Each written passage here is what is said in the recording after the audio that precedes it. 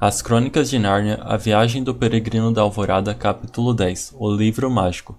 O povo invisível acolheu regiamente seus convidados. Era muito engraçado ver as travessas e os pratos virem para a mesa sem ninguém trazê-los.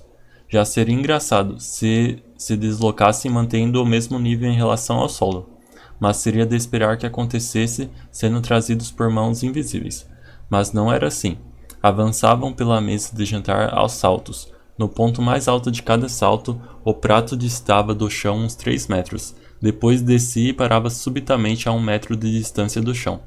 Se o prato continha qualquer coisa como sopa ou molho, o resultado era desastroso. Eustáquio murmurou para Edmundo: "Estou ficando muito intrigado com essa gente. Acha que são humanos? Penso que são gafanhotos gigantescos, ou imensas rãs. Parece mesmo algo assim, mas não meta essa ideia de gafanhoto na cabeça de Lúcia. Ela não suporta insetos, e especialmente enormes desse jeito." A refeição poderia ter sido mais agradável se não fosse toda aquela sujeira, e também se a conversa não tivesse consistido inteiramente em aprovações. A agente invisível concordava com tudo. Aliás, era muito difícil discordar da maioria de suas afirmações. É o que eu vivo dizendo: quando uma pessoa tem fome, gosta de comer.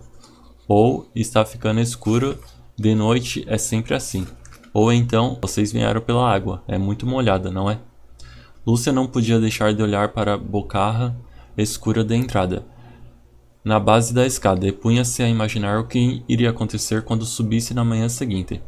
De qualquer modo, foi uma boa refeição, com sopa de cogumelos, galinha cozida, fiambre, groselhas, passas, requeijão, manteiga, leite e hidromel. Todos gostaram de hidromel, mas Eustáquio mais tarde arrependeu-se de ter bebido.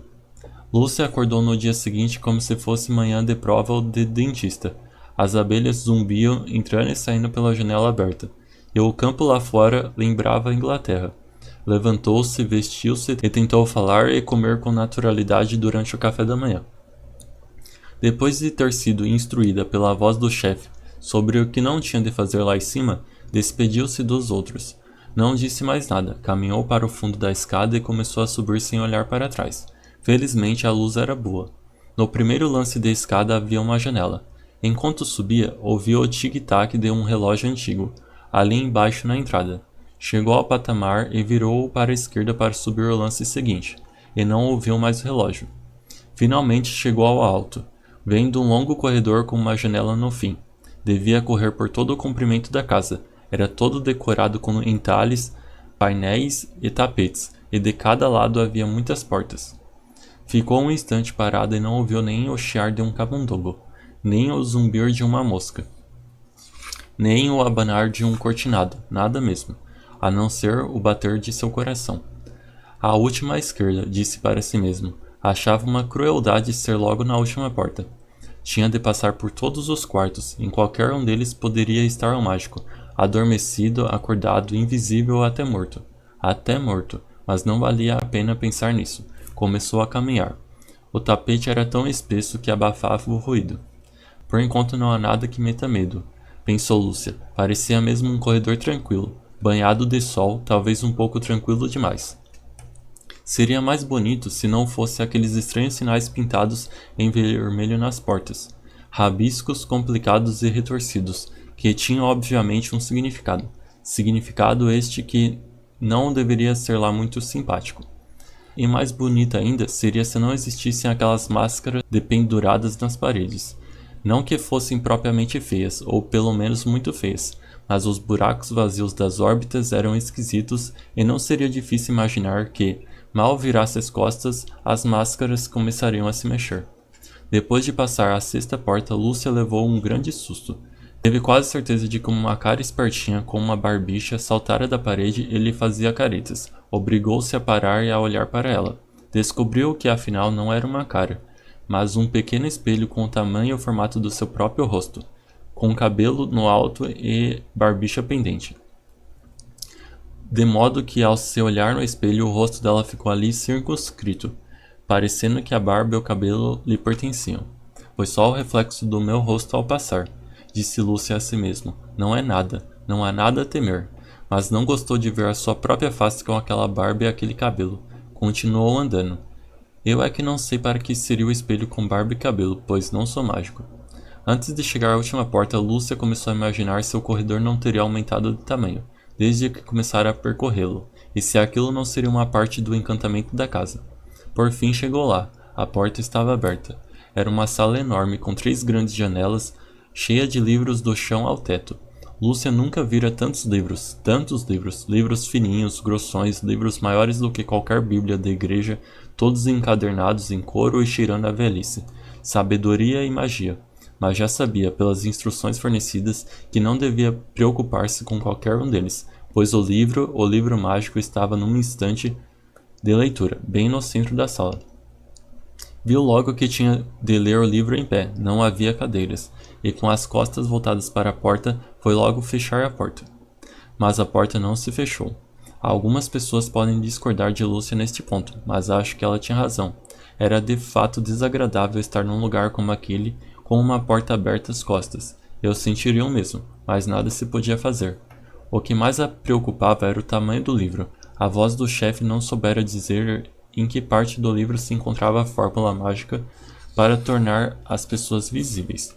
Ficara até muito surpreso quando ela o indagara. Lúcia devia começar pelo princípio e continuar até achar. Claro que ela nunca pensara haver outro modo de encontrar uma coisa em um livro. Mas posso ficar nisso dias e até semanas, disse Lúcia, ao olhar para o imenso volume. Tenho a sensação de que já estou neste lugar há séculos. Dirigiu-se para a estante de leitura e pôs as mãos no livro. Seus dedos estremeceram, como se o livro estivesse carregado de eletricidade. A princípio não foi capaz de abri-lo, pois estava preso por 2 fechos de bronze. Abriu-se facilmente depois. Que livro! Puxa! Não era impresso. Estava escrito à mão numa letra clara e nítida, com as hastes das letras muito carregadas, e as pernas escritas de leve. Uma letra muito maior e muito mais fácil de ler do que a do jornal, e tão bonita que Lúcia ficou algum tempo encantada, só a olhar e esquecida de ler. Do papel macio emanava um bom aroma. Nas margens e em redor das grandes letras com que começavam os encantamentos havia desenhos. Não tinha página de títulos nem índice. Os encantamentos iam logo começando. Nos primeiros nada havia de importante. Eram curas para verrugas, lavar as mãos numa bacia de prata ao luar, para dores de dentes, para convulsões, para se ver livre de um enxame de abelhas. A gravura que representava um homem com dor de dente era tão viva e real que os dentes começariam a doer se olhasse muito tempo para ela. As abelhas douradas que salpicavam o princípio do terceiro encantamento pareciam de repente que voavam mesmo. Lúcia custou a passar da primeira página. Quando a virou, viu que a seguinte era tão interessante quanto a primeira. Tenho de continuar, afirmou para si mesma. E assim continuou durante mais de 30 páginas. Se pudesse decorá-las, teria aprendido a achar um tesouro enterrado, a lembrar coisas esquecidas, a esquecer coisas aborrecidas, a adivinhar se os outros dizem a verdade, a evitar e chamar o vento, o nevoeiro, a neve, a geada, a mergulhar as pessoas no sono, como aconteceu ao pobre príncipe das orelhas de burro. Quanto mais lia, mais reais e maravilhosas eram as gravuras. Por fim chegou a uma página na qual havia tantas gravuras que quase não se viam os dizeres, mas se distinguiam. Mas Lúcia viu logo as primeiras palavras. Um encantamento infalível para tornar mais bela do que todos os mortais aquela que o pronunciar. Lúcia observou as gravuras com a face colada à página e ainda que antes lhe tivessem parecido confusas e embaralhadas, eram agora nítidas. A primeira representava uma garota lendo numa estante de leitura um livro enorme. A garota estava vestida exatamente como Lúcia. Na gravura seguinte, Lúcia, pois a garota da gravura era a própria Lúcia, estava em pé, de boca aberta, contando ou recitando qualquer coisa, com uma expressão bastante esquisita. Na terceira gravura havia atingido uma tal beleza que passava os limites dos mortais. Era estranho, considerando que a gravura lhe parecera pequena a princípio, que a Lúcia da gravura parecesse agora tão grande como a verdadeira Lúcia. Olharam-se nos olhos e a Lúcia real teve de desviar os seus, de tal modo ficou ofuscada pela beleza da outra Lúcia. Ainda que visse uma espécie de semelhança consigo mesma naquela face deslumbrante. O número de gravuras que lhe diziam respeito começou a aumentar, mais depressa e em maior profusão. Via-se num alto trono num grande torneio em Calormânia e todos os 6 do mundo lutando por causa de sua beleza. Os torneios viravam guerras e toda Nárnia, Arquelândia, Telmar e Calormânia, Galma e Terabintia eram devastados pela fúria dos 6 e dos grandes fidalgos que lutavam em seu favor. Depois mudou, e Lúcia, ainda mais bela do que todos os mortais, estava de volta à Inglaterra. E Susana, que sempre fora a beleza da família, voltava dos Estados Unidos. A Susana da gravura parecia exatamente com a Susana verdadeira, apenas menos bonita e com uma expressão menos simpática. Susana invejava o esplendor da beleza de Lúcia, mas isso não interessava o mínimo, pois ninguém se importava agora com Susana. Vou dizer as palavras mágicas. Pouco me importo. Vou dizer. Dizia que não se importava, porque sentia que seu procedimento estava errado. Mas ao olhar para as palavras iniciais do encantamento, viu bem no meio da parte escrita, onde tinha a certeza de que não existia antes nenhuma gravura, uma grande cabeça de leão. O leão, o próprio Aslan.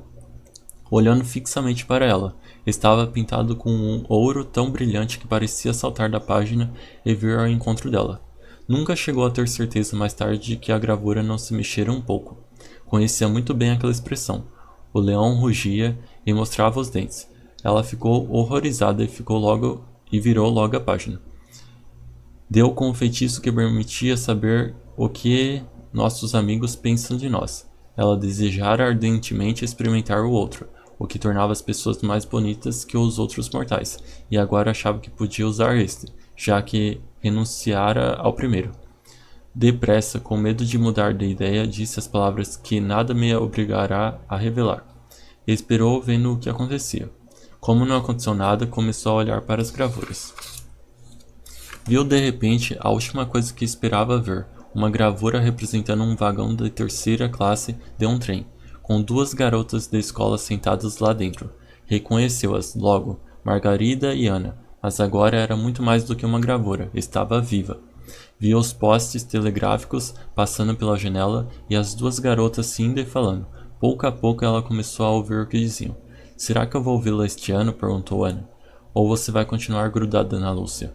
Não sei o que você quer dizer com continuar grudada, disse Margarida. Sabe sim, no ano passado você estava doida por ela. Estava coisa nenhuma, não sou nenhuma boba, Ana. Lúcia não é má menina, mas antes do fim do ano eu já estava cheia dela.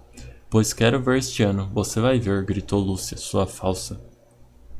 O próprio som de sua voz lembrou-lhe que estava apenas falando com uma gravura e que a verdadeira Margarida estava muito longe, em outro mundo. Lúcia disse para si mesma, achei que ela fosse melhor. No ano passado eu a ajudei tanto. Ninguém faria o que eu fiz, e ela sabe muito bem disso. E logo com Ana, será que as minhas amigas todas são assim? Há mais gravuras aqui, não quero vê-las, não quero, não quero. Com grande esforço virou a página, não sem uma grande lágrima de raiva. Na página seguinte, vinha um feitiço para refrescar o espírito. As gravuras eram em menor número, mas muito bonitas. Achou-se a ler qualquer coisa que mais parecia uma história do que um encantamento. Antes de chegar ao fim da última página, eram 3. Esquecera-se completamente do que estava lendo. Vivia a história como se fosse real, e também as gravuras pareciam verdadeiras. Quando chegou ao fim, disse: é a história mais maravilhosa que já li ou ainda lerei em minha vida. Gostaria de continuar lendo isso durante 10 anos inteiros, ou pelo menos ler de novo. Aqui entrou em cena um pouco da magia do livro. Não se podia voltar para trás. As páginas da direita podiam ser viradas, mas não as da esquerda. Que pena, gostaria tanto de ler a história novamente. Bem, lembrar dela pelo menos eu posso. Vamos ver, tratava Oh não, está sumindo tudo. A última página também está ficando branca. Que livro mais esquisito, como é que eu fui esquecer? Falava de uma taça, de uma espada, de uma árvore, uma colina verde. Disso me lembro bem, mas não me lembro do resto. Que hei de fazer? Nunca mais fui capaz de lembrar, mas desde então, quando Lúcia acha que uma história é boa, é porque ele lembra a história esquecida do livro mágico. Foi virando as folhas e, para sua surpresa, encontrou uma página sem gravuras, cujas primeiras palavras eram: feitiço para tornar visíveis coisas ocultas. Leu com a máxima atenção para ter certeza de todas as palavras essenciais, e depois disse-as em voz alta. Viu logo que dava resultado. À medida que ia falando as palavras, as cores se convertiam em letras grandes no alto da página, e apareciam gravuras nas margens. Era como aproximar do fogo alguma coisa escrita com tinta invisível. As letras foram aparecendo aos poucos, só que em vez da cor desmaiada do sumo de limão, a tinta invisível mais fácil de se empregar, estas eram douradas, azuis e escarlate. As gravuras eram estranhas, com numerosas figuras de que Lúcia não gostou muito, e pensou: parece que tornei tudo visível, não só os barulhentos. Num lugar como este deve haver uma quantidade imensa de seres invisíveis por toda parte. Não sei se tenho vontade de ver todos eles. Nesse instante, ouviu atrás de si passos suaves, mas firmes, caminhando ao longo do corredor, e logo se lembrou do que ouvira acerca do mágico e do seu costume de andar descalço, silencioso como um gato. É preferível a gente se virar quando sente alguma coisa caminhando atrás. Foi o que Lúcia fez. E ficou com o rosto iluminado, quase tão bonita quanto a Lúcia da gravura. Correu com um gritinho de alegria e os braços abertos. À porta estava o próprio Aslan, o leão, o supremo rei de todos os grandes reis. Concreto, real e quente, deixando que ela o beijasse e se escondesse na sua juba fulgurante. Pelo som cavo e trovejante que ele emitia, Lúcia ousou pensar que ronronava. Que bom ter vindo, Aslan. Estive sempre aqui, mas você acabou me tornando visível. Aslan, exclamou Lúcia, quase com reprovação. Não brinque comigo, como se eu fosse capaz de fazê-lo visível. Pois fez. Acho que eu não obedeço às minhas próprias leis? Depois de pequena pausa, falou de novo. Minha criança, acho que você anda escutando atrás das portas. Escutando atrás das portas? Ouviu o que as suas colegas disseram de você? Ah, isso? Não pensei que fosse a mesma coisa que escutar atrás das portas. Não era magia? Espiar as outras pessoas por meio de magia é o mesmo que espreitá-las pelo buraco da fechadura. Você julgou mal a sua amiga. Ela é fraca, mas gosta de você. Tinha medo da outra mais velha e a acatou dizendo o que não queria. Acho que não esqueço mais o que ouvi. Pois é. Oh, não. Exclamou Lúcia. Acabei com tudo? Quer dizer que poderíamos ter continuado amigas e talvez pela vida toda e agora acabou? Minha filha, já não lhe expliquei uma vez que ninguém sabe o que teria acontecido? Sim, Aslan explicou. Por favor, me desculpe, mas pode falar. Poderei ler aquela história outra vez, aquela de que não me lembro? Conte a história para mim, Aslan. Conte, conte. Conto sim. Levarei anos a contá-la. Vamos agora, temos de encontrar o dono da casa.